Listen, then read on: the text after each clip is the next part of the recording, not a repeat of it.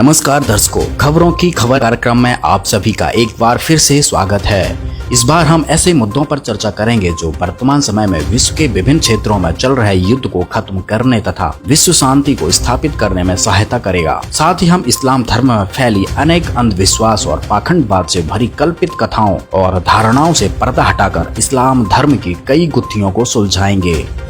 वैश्विक मंदी और कोरोना महामारी के इस दोहरी मार से आज पूरा विश्व जूझ रहा है। दिन प्रतिदिन हजारों लाखों की तादाद में लोगों की जानें जा रही हैं। वहीं दूसरी ओर अब विश्व में तीसरे युद्ध की आहट भी सुनाई देने लगी है। जी हां, हम बात कर रहे हैं अजरबैजान और आर्मेनिया के बीच जारी भीषण युद्ध की। इस युद्ध से तो यह साफ है कि आज विश्व भर के राजनेता अपने निजी फायदे के लिए देश हित व जनहित के कार्य करने की बजाय देश में अशांति फैलाकर देश को बर्बाद करने की तादाद पर हैं। कुछ महत्वपूर्ण प्रश्न जिन पर हम प्रकाश डालेंगे। आखिर युद्ध करने की प्रेरणा कहां से मिलती है? क्या युद्ध ही सभी परेशानियों का समाधान है? इन सभी सवालों के जवाब जानने के लिए इस बार हमारी टीम ने विशेष अध्ययन कर आपके लिए इन सभी प्रश्नों का जवाब ढूंढा है। साथ ही इस बार इस्लाम धर्म में फैली अनेक भ्रांतियों व खूबियों को समाज के सामने पेश कर ऐसे न्यूज की टीम आपके सामने सच्चे अल्लाह की सच्ची इबादत का तरीका बताएगी। तो आइए शुरुआत करते हैं हमारा विशेष कार्यक्रम खबरों की खबर का सच, जो आप जानना चाहते हैं। तीसरे विश्व युद्ध की आहट से पूरे विश्व में हलचल पैदा हो चुकी है। दुनिया भर के सैन्य बल अलर्ट हैं। कब कौन सा देश किस पर अंगारे बरसाने लगे, कोई अनुमान नहीं लगा सकता। दुनिया को अपनी ताकत का एहसास दिलाने के लिए हर कोई इस दौड़ में शामिल हो चुका है। धरती को सैकड़ों बार तहस नहस कर देने वाली मिसाइलें मुंह बाए खड़ी हैं। हर परमाणु संपन्न देश युद्ध करने पर आमादा है। पैसे और सीमा को बढ़ाने की लालसा मानवता को मिटाने पर तुली हुई है। जी हाँ, हम बात कर रहे हैं तीसरे विश्व युद्ध की, जो कि वर्तमान समय में आर्मेनिया और अजरबैजान के बीच चल रहा है। या यूं कह लीजिए कि ये तीसरे विश्व युद्ध की शुरुआत हो सकती है। वहीं भारत और चीन के बीच शीत युद्ध का दौर जारी है। आज जब पूरा विश्व एक आर्थिक संकट के दौर से जूझ रहा है, तो विश्व भर के चिकित्सा विभाग विवश नजर आ रहे हैं। लोगों का घर से निकलना मुश्किल हो गया है। ऐसे में विश्व के नकारात्मक विचारों वाले राजनेता युद्ध नामक विध्वंसक करवाकर मानवता का हनन कर रहे हैं। आइए सबसे पहले जानते हैं आर्मेनिया और अजरबैजान के बीच चल रहे युद्ध की वजह क्या है। दरअसल दक्षिण पूर्वी यूरोप में पड़ने वाले कॉकेसस के पहाड़ी इलाकों को अजरबैजान अपना कहता है। हालांकि 1994 के बाद से इस पर आर्मेनिया का कब्जा है। 80 के दशक के अंत से 90 के दशक के मध्य तक यहाँ दोनों देशों में युद्ध हुआ था। इस दौरान 30,000 से अधिक लोगों की मौत हुई थी और 10,000 से अधिक विस्थापित हुए थे। भौगोलिक और रणनीतिक तौर पर अहम होने के कारण भी ये विवाद जटिल हो गया है। सदियों से मुसलमान और ईसाई ताकतें इन पर अपना प्रभुत्व स्थापित करना चाहती रही हैं। ताजा आंकड़ों की माने तो अभी दोनों देशों के बीच चल रहे युद्ध में लगभग हजारों लोग मारे जा चुके हैं। विश्व भर में युद्ध प्राचीन काल से ही चलते आए हैं, चाहे वो रामायण का युद्ध हो या महाभारत का, या 20वीं सदी के प्रथम व द्वितीय विश्व युद्ध हो। इसमें कोई दो राय नहीं कि युद्ध में अपार जान माल की हानि होती है। आइए एक नजर डालते हैं युद्ध से होने वाली हानियों के ऊपर। दर्शकों, विचार कीजिए, पहले और दूसरे विश्व युद्ध से लेकर अमेरिका और जापान के युद्ध तक, यानी कि 1962 में भारत और चीन के युद्ध से लेकर 1971 में बांग्लादेश की आजादी के युद्ध तक, युद्ध में केवल इंसान और इंसानियत का शोषण ही होता आया है। युद्ध में लाखों नाबालिग लड़कियों का शोषण होता है, लाखों स्त्रियां विधवा होती हैं, लाखों बच्चे अनाथ हो जाते हैं, अर्थव्यवस्था ध्वस्त हो जाती है और पूरा देश, पूरी दुनिया की व्यवस्था 50 से 100 वर्षों तक पीछे चली जाती है। उदाहरण के तौर पर द्वितीय विश्व युद्ध के दुष्परिणामों को देखिए। दूसरे विश्व युद्ध की सबसे बड़ी हानि थी जनहानि। दूसरे विश्व युद्ध में अमेरिका का जापानी शहरों नागासाकी और हिरोशिमा पर परमाणु बम गिराने को मानवता सभ्यता के इतिहास का सबसे क्रूर और विनाशकारी और दर्दनाक घटना माना जाता है, जिसका परिणाम कई पीढ़ियां भुगत चुकी हैं। परमाणु बम का प्रभाव अब भी यहाँ देखा जा सकता है। दोनों शहरों के बच्चे अभी भी लंगड़े और अपाहिज पैदा होते हैं। इस युद्ध में लगभग 12 मिलियन लोग मारे गए, जबकि 25 मिलियन नागरिक भूख, बीमारी और दूसरी अन्य बीमारियों के शिकार हो गए। वहीं लगभग 24 मिलियन लोग इस युद्ध में घायल हुए और विकलांग हो गए। इस तरह दूसरा विश्व युद्ध हर दृष्टि से मानव जाति के लिए भयंकर और विनाशकारी युद्ध साबित हुआ।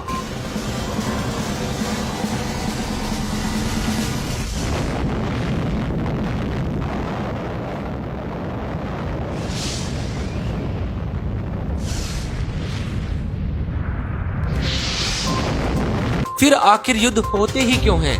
क्या नरसंहार से ही विश्व शांति को प्राप्त किया जा सकता है? इसका सटीक और स्पष्ट जवाब केवल आध्यात्मिक तौर से ही दिया जा सकता है। जगत गुरु तत्वदर्शी संत रामपाल जी महाराज अपने सत्संग में बताते हैं कि संसार में नकारात्मक और सकारात्मक ऐसी 2 प्रकार की शक्तियाँ होती हैं। नकारात्मक शक्तियाँ इंसान को खराब कार्य जैसे कि चोरी, ठगी, बलात्कार, लड़ाई झगड़े और युद्ध करने और करवाने की प्रेरणा करती हैं। वहीं सकारात्मक शक्ति शांति, अमन, समझौता व भक्ति की प्रेरणा करती हैं। यही कारण है कि कुछ स्थान पर हमें अच्छा नहीं लगता और कुछ जगह और लोगों के पास जाने मात्र से ही हमें सकारात्मक ऊर्जा महसूस होने लगती है। इतिहास गवाह है कि ज्यादातर युद्ध सीमाओं के मामले में होते हैं। राजा अपने राज्य की सीमा को बढ़ाने के लिए युद्ध करते हैं और करवाते हैं।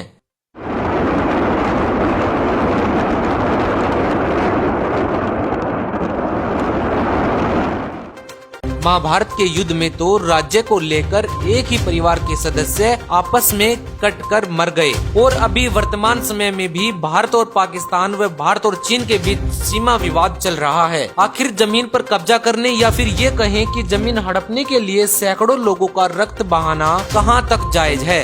और अब तो जिस तरह के युद्ध होते हैं उसमें लाखों करोड़ों लोगों की जान चली जाती है। क्या आपने नागरिकों की सुरक्षा से बढ़कर एक देश के राजा के लिए कुछ होता है? ऐसी न्यूज की पड़ताल में हमने ये सब पाया कि देश के भ्रष्ट नेता अपने स्वार्थवश अपना वर्चस्व कायम करने के लिए विध्वंस करते हैं और करवाते हैं। युद्ध करना किसी भी समस्या का समाधान नहीं है, क्योंकि युद्ध से भारी संख्या में जनहानि होती है, जो देश के लिए सबसे बड़ा नुकसान है। हम सब एक परमात्मा की संतान हैं। क्या हमारा आपस में लड़ना मरना सही है? अध्यात्म हमें बताता है कि किसी भी प्रकार की हिंसा करना गलत है। सत्य और अहिंसा ही धर्म का मूल रूप होता है। विश्व भर में अमन और वैश्विक शांति केवल तत्व ज्ञान से ही प्राप्त हो सकती है। तत्व ज्ञान ही इस संसार की हर समस्या का हल है। आज वर्तमान में केवल तत्व ज्ञान संत रामपाल जी महाराज ही बताते हैं। अब आपके मन में कुछ प्रश्न आ रहे होंगे कि आखिर क्या है तत्व ज्ञान और आखिर इससे युद्ध को कैसे टाला जा सकता है? यकीन मानिए जवाब बहुत ही सरल है। जैसे भारतीय नागरिकों को देश में शांति व अमन कायम करने के लिए भारत के संविधान का ज्ञान होना व उस ज्ञान पर अमल करना अनिवार्य है, इसी प्रकार मानव को चाहिए कि परमात्मा के संविधान रूपी 5वें वेद, जिसे सूक्ष्म वेद भी कहते हैं, जिसमें तत्व ज्ञान रूपी सार छिपा है, उसको जगत गुरु तत्वदर्शी संत रामपाल जी महाराज जी के अमृत वचनों के द्वारा समझें और उस पर अमल करें। खैर 100 बातों की एक बात ये है कि आध्यात्मिक झुकाव के बिना विश्व में पूर्णतः शांति और अमन कायम नहीं हो सकता। और अब बात करते हैं विश्व के दूसरे सबसे बड़े धर्म इस्लाम की, जिसके अनुयायी विश्व के कोने कोने में फैले हुए हैं। किसी भी धर्म को समझने के लिए हमें उनके अनुयायियों को समझने की कोशिश नहीं करनी चाहिए, क्योंकि आमतौर पर अनुयायी स्वयं नहीं जानते कि उनका धर्म और विश्वास किन विषयों पर बात करता है। किसी भी धर्म के बारे में जानने का सबसे अच्छा तरीका ये है कि हम उनकी धार्मिक पुस्तकों को समझें, और इसीलिए यदि हम इस्लाम धर्म के बारे में जानना चाहते हैं तो हमें मुसलमानों को समझने की जगह इस्लामिक धार्मिक पुस्तकों का अध्ययन करना चाहिए। और इसीलिए ऐसे न्यूज की टीम ने भी कुछ ऐसा ही किया। हमारी टीम ने जगत गुरु तत्वदर्शी संत रामपाल जी महाराज जी के मंगल प्रवचनों द्वारा इस्लाम धर्म के सभी ग्रंथों की जांच पड़ताल की, और अंत में जो पाया उसे देखकर आप दंग रह जाएंगे। तो आइए अब हम मिलकर इस्लाम धर्म और उनकी मान्यताओं पर एक नजर डालते हैं और ये जानने की कोशिश करते हैं कि इस्लाम के अनुसार अल्लाह यानी कि ईश्वर कौन है। साथ ही हम जानेंगे कि इस्लाम धर्म में कितनी गलत भ्रांतियां भी फैली हुई है। पहले नंबर पर हम उस गलत धारणा पर चर्चा करेंगे जिसमें हमारे मुसलमान भाई बहन बड़े गर्व के साथ सबको कहते फिरते हैं कि कुरान शरीफ का ज्ञानदाता अल्लाह अकबर यानी कि पूर्ण परमात्मा है।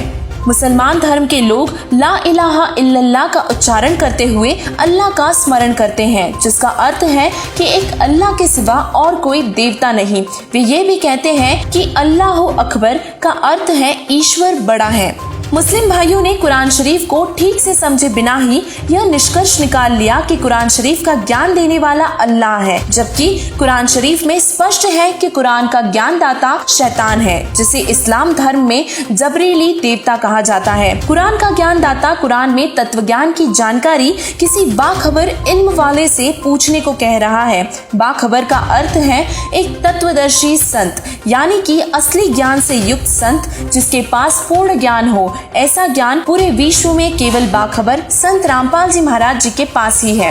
हम सबका रचनहार और हमारी पूजा का एकमात्र असली अधिकारी व सर्वशक्तिमान अल्लाह अकबर है। तो आइए अब हम मुसलमान धर्म की पाक पुस्तकों से सबूतों की जांच करते हैं और पता करते हैं कि आखिर कौन है अल्लाह अकबर। कुरान शरीफ की इन चंद आयतों का अध्ययन करने से इस्लाम धर्म में अल्लाह को बेचूल यानी कि निराकार मानने की भ्रांति भी गलत साबित हो जाती है। पवित्र कुरान शरीफ की सूरत फुरकानी 25 की आयत 52 से 59 में उस अल्लाह अकबर का नाम व उसके पाने का तरीका बताया है। उसमें लिखा है कि उस अल्लाह अकबर ने 6 दिन में सृष्टि रची और 7वें दिन तख्त पर जा विराजा, यानी कि अल्लाह अकबर साकार है, उसका मनुष्य दृश्य आकार है, तभी तो वे जाकर तख्त पर विराजे। और आइए अब बात करते हैं मुस्लिम धर्म के उन पाखंडी मुल्ला काजियों की जो मासूम बेजुबान जानवरों के कत्ल को अल्लाह को खुश करने का हवाला बताकर लाखों लोगों से घोर अपराध करवाते हैं। मुस्लिम धर्म में कुर्बानी और मांस खाने का आदेश अल्लाह अकबर का नहीं है। पवित्र बाइबल, तौरात, इंजिल, जबूर और कुरान शरीफ का ज्ञान भी इस काल ब्रह्म ने दिया है। यह काल ब्रह्म 21 ब्रह्मांड का स्वामी है, जिसे मुसलमान निराकार अल्लाह कहते हैं। इस काल ब्रह्म ने कुरान शरीफ और कुरान मस्जिद का ज्ञान जिब्रील नामक फरिश्ते के माध्यम से हजरत मोहम्मद जी को दिया। दाऊद पर पवित्र पुस्तक जबूर का अवतरण हुआ, मूसा जी पर पवित्र पुस्तक तौरात का अवतरण हुआ और इसी तरह ईसा जी पर पवित्र पुस्तक इंजिल का अवतरण भी इस काल ब्रह्म द्वारा ही किया गया। पवित्र बाइबल के जेनेसिस 1:29 में भगवान ने मनुष्यों को शाकाहारी रहने का आदेश दिया है और साथ ही कुरान शरीफ से पहले आने वाली 4 आसमानी किताबों में कहीं पर भी मांस खाने व कुर्बानी देने का जिक्र नहीं मिलता, क्योंकि चींटी से लेकर हाथी तक सभी उस अल्लाह की ही संतानें हैं। भला अल्लाह अपनी एक संतान को अपनी दूसरी संतान की कुर्बानी देने व उसका गोश्त खाने को क्यों कहेगा? यहाँ तक कि हजरत मोहम्मद साहिब जी की जीवनी में भी लिखा है कि उन्होंने कभी मांस नहीं खाया और कभी कुर्बानी भी नहीं दी, ना ही उनके 1,80,000 अनुयायियों से कभी ये क्रिया करवाई। और इसी तरह इस विषय में संत गरीबदास जी महाराज जी भी कहते हैं, नबी मोहम्मद नमस्कार है राम रसूल कहाया, 1,80,000 को सौगन जिन नहीं करते चलाया, अर्ज कुरज पर अल्लाह तकत है खालिक बिन नहीं खाली, वो पैगंबर पाक पुरुष थे साहिब के अब्दाली। पवित्र कुरान शरीफ की सूरत फुरकान 25 की आयत 52 से 59 में लिखा है कि अल्लाह अकबर ने 6 दिन में सृष्टि रचकर अपना विधान बनाकर 7वें दिन तख्त पर जा विराजा। उसके बाद जितने भी आदेश दिए गए वह उस अल्लाह अकबर के नहीं है, वह किसी और ही शैतान फरिश्ते के हैं। मुस्लिम धर्म के लोग पुनर्जन्म में विश्वास नहीं करते, जबकि उनके धर्म ग्रंथ पुनर्जन्म पर गवाही देते हैं। मुस्लिम लोग पुनर्जन्म में विश्वास नहीं करते, वे मानते हैं कि पुनर्जन्म नहीं होता। वे कहते हैं कि एक बार जब आप पैदा होते हैं तो जिस तरह से आपकी मृत्यु का निर्णय ईश्वर द्वारा किया जाता है वैसा ही होता है। आपको कब्र में दफन कर दिया जाएगा और कयामत के दिन जब पूरी दुनिया का विनाश होगा, कोई पृथ्वी नहीं होगी, जब सभी चीजों का विघटन होगा और कोई आकाश नहीं होगा, तो आप सभी को उन कब्रों से निकाल लिया जाएगा और आपको जीवित कर दिया जाएगा। इसमें अनुयायियों की गलती नहीं है, बल्कि मुस्लिम धर्म के उन काजियों की गलती है जो इन पवित्र ग्रंथों के रहस्य को समझ ही नहीं पाए। सूरह अल अनबिया 21:104 में कुरान शरीफ पृष्ठ करता है कि भगवान ने जिस प्रकार निर्माण किया था उसे वे ही समेट लेंगे और फिर उसे वे निश्चित रूप से फिर से बनाएंगे, जैसे उन्होंने शुरुआत में किया था, फिर से वही करेंगे। साथ ही सुरह मुल्क की 67वें आयत 1 से 2 में स्पष्ट लिखा है कि अल्लाह ने जन्म और मृत्यु को बनाया है, यानी कि पुनर्जन्म सबका होता है। मुस्लिम धर्म के सदग्रंथ बताते हैं कि भगवान एक से अधिक है, जिन्हें देवी देवता या फरिश्ता कहा जाता है। इस्लाम का सबसे विश्वसनीय धार्मिक पवित्र ग्रंथ है पवित्र कुरान शरीफ, और मुसलमानों का मानना है कि अल्लाह केवल वह ईश्वर, वह खुदा है जिसने कुरान शरीफ का ज्ञान दिया है। लेकिन सबूत साबित करते हैं कि कुरान शरीफ का ज्ञानदाता अल्लाह ताला नहीं है, वह किसी अन्य भगवान के बारे में उल्लेख कर रहे हैं जिसकी जानकारी कोई बाखबर इल्म वाला तत्वदर्शी संत ही प्रदान करेंगे। अल्लाहू अकबर का नाम कबीर है। पवित्र कुरान शरीफ की सूरत फुरकान 25 की आयत 52 में अल्लाहू अकबर का नाम स्पष्ट रूप से लिखा है। उसमें लिखा है कि उस अल्लाहू अकबर का नाम कबीर है। फला तुति'ल काफिरीन वजाहिदहुम बिही जिहादन कबीरा। तो अब सवाल उठेगा कि इंटरनेट पर लाखों धर्म गुरुओं के प्रवचनों में हमने तो आज तक ऐसा ज्ञान कभी सुना ही नहीं। तो ऐसे न्यूज अपना तर्क रखता है कि कुरान शरीफ के मुताबिक उस अल्लाह अकबर की जानकारी सिर्फ बाखबर के पास ही होती है, और वह बाखबर जगत गुरु तत्वदर्शी संत रामपाल जी महाराज जी ही हैं, जिन्होंने मुस्लिम धर्म के सुप्रसिद्ध प्रवक्ता जाकिर नायक को ज्ञान चर्चा के लिए आमंत्रित कर उन्हें ज्ञान चर्चा में परास्त कर उनका पर्दाफाश किया है। जो चीज गलत है वो गलत ही होती है, चाहे फिर उसे करोड़ों लोगों द्वारा ही क्यों ना अपनाया जाए। ऐसे न्यूज की स्पेशल रिपोर्ट में ये पाया गया कि इस्लाम धर्म में असली अल्लाह की वास्तविक जानकारी किसी को भी नहीं। विश्व प्रसिद्ध संत रामपाल जी महाराज जी ने प्रमाणित करके बताया है कि अल्लाह की सच्ची इबादत व उसका तरीका पूरे विश्व में केवल उनके ही पास है। इसीलिए इस वीडियो को देखने वाले हमारे सभी मुस्लिम भाई बहनों से प्रार्थना है कि वे इस वीडियो को हर मुसलमान तक पहुंचाएं और बाखबर संत रामपाल जी महाराज जी की शरण में आकर अपना कल्याण करवाएं। आज हमने विशेष पड़ताल में वैश्विक और आध्यात्मिक मुद्दे पर विस्तार से बात की। अब शुरुआत करते हैं स्पेशल वीकली बुलेटिन। मणिपुर और नागालैंड के पूर्व राज्यपाल अश्विनी कुमार ने की आत्महत्या। हिमाचल के डीजीपी और सीबीआई के निदेशक भी रह चुके थे अश्विनी कुमार। ड्रग मामले में ठीक 30 दिन बाद एक्ट्रेस रिया चक्रवर्ती को बॉम्बे हाईकोर्ट ने कुछ शर्तों के साथ दी जमानत। अब एक्ट्रेस को 1 लाख रुपए जमानत के तौर पर देने होंगे, तो वहीं 10 दिन तक रोज पुलिस स्टेशन पर लगानी होगी हाजिरी। यूपी के हाथरस में हुई एक और घिनौनी घटना। 6 साल की रेप पीड़ित बच्ची की 20 दिन के बाद दिल्ली में हुई मौत। मौसी के लड़के ने नाबालिग के साथ किया था दुष्कर्म, जिसके बाद परिजनों ने सड़क पर शव रखकर किया प्रदर्शन। मुंबई पुलिस ने रिपब्लिक टीवी समेत 3 चैनलों पर पैसे देकर टीआरपी बढ़ाने का लगाया आरोप। वहीं रिपब्लिक टीवी ने सारे आरोपों को खारिज करते हुए मुंबई पुलिस कमिश्नर के खिलाफ मानहानि का केस दर्ज करने की घोषणा। अब रिपब्लिक टीवी के सीईओ अर्नब गोस्वामी पर महाराष्ट्र विधानसभा करेगी कार्रवाई। अब यात्रियों को ट्रेन की प्लेटफार्म छोड़ने से 5 मिनट पहले तक मिल सकेंगी बर्थ। बर्थ खाली रहने पर अब 5 से 10% यानी कि लगभग 120 से अधिक यात्रियों को प्रति ट्रेन इस सुविधा का फायदा मिल सकेगा। रेलवे ने 10 अक्टूबर से यात्रियों को यह सुविधा प्रदान करने का किया ऐलान। केरल के कन्नूर हवाई अड्डे पर एआईयू ने दुबई से आ रहे एक यात्री से 31.21 लाख रुपए का सोना किया जब्त। 615 ग्राम सोने के साथ यात्री के पकड़े जाने पर यात्री को किया गया गिरफ्तार। कोरोना काल में दिल्ली के एक ढाबे पर ग्राहक घटे तो छलके बुजुर्ग होटल मालिक के आंसू। वायरल वीडियो को देखने के बाद सोशल मीडिया पर बॉलीवुड के सेलिब्रिटीज, क्रिकेटर्स और आप विधायक ने होटल मालिक को किया सपोर्ट, जिसके बाद दिल्ली के लोग भारी संख्या में ढाबे पर मटर पनीर खाने के लिए पहुंच गए। एनआईए ने बेंगलोर में 14 सदस्य आईएस मॉड्यूल का किया भांडाफोड़, जिसके बाद अहमद अब्दुल कैडर और इरफान नासिर नामक 2 आरोपियों को किया गया गिरफ्तार। आज सरकार के झूठे वादों का हुआ पर्दाफाश। मोदी सरकार की प्रधानमंत्री ग्रामीण आवास योजना के तहत सरकार को इस साल बनाने थे 61,50,000 घर, जिसमें से अभी तक केवल 2,880 घर ही बना पाई है सरकार, जो कि टारगेट का केवल 0.06% ही है। उत्तराखंड के मैसूरी में भारत तिब्बत सीमा पुलिस की एक बस के नियंत्रण खो देने पर एक घर की छत पर जा पहुंची बस। हालांकि बस में यात्रा कर रहे सभी जवानों को सुरक्षित बचा लिया गया है। बिहार के गोपालगंज में शराब के नशे में धुत एक शख्स ने सबको काट डालूंगा ऐसा कहकर 5 महिलाओं को मारे चाकू, जिसके बाद खुद की गर्दन काटकर कर ली आत्महत्या। इतना सब देखने के बाद भी आखिर क्यों सरकार देश में नशीले पदार्थों पर रोक नहीं लगाती? गुजरात को महात्मा गांधी की जन्मभूमि जानकर केवल एक राज्य में शराब का प्रतिबंध लगाया हुआ है। यदि देखा जाए तो पूरा देश महात्माओं की जन्मभूमि और कर्मभूमि रहा है। क्या इस हिसाब से पूरे देश में सरकार को नशीले पदार्थों पर प्रतिबंध नहीं लगा देना चाहिए? एक स्टडी के मुताबिक मरीजों की कोरोना रिपोर्ट नेगेटिव होना ठीक होने की गारंटी नहीं। रिपोर्ट पलटने के बाद भी मरीजों को ठीक होने में लग रहा है वक्त। इसी के साथ देश में कुल संक्रमितों की संख्या हुई 70 लाख के पार। अभी देश में है कुल 9 लाख से भी ज्यादा एक्टिव केसेस। यूएई ने बनाया विश्व रिकॉर्ड, अपने देश की जनसंख्या से ज्यादा किए कोरोना टेस्ट। 9.6 मिलियन आबादी वाले इस देश ने किए 10 मिलियन से भी अधिक corona test. Bullet train project ने पकड़ी रफ्तार। अहमदाबाद और साबरमती स्टेशनों के निर्माण के लिए आमंत्रित की गई बोली। 5G टेक्नोलॉजी और सूचना तकनीकी पर भारत और जापान के बीच हुआ एक अहम समझौता। अब 5G टेक्नोलॉजी से जुड़े प्रोजेक्ट्स पर एक साथ काम कर सकेंगे दोनों देश।